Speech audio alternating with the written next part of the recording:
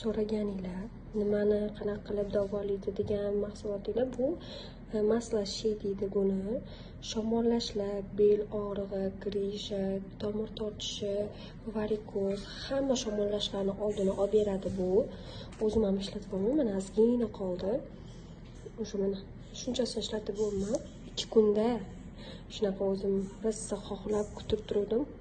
Srazi kelishi bilan oldim. Rostdan ham effekti zo'r. O'zim ta'sirini his qilganim uchun yana uyda reklama oldim. Mana shunaqa korobkada, bunaqa qog'ozchasi, shunaqa idishda keladi. Bemalol sizlarga ancha vaqtga xizmat qiladi.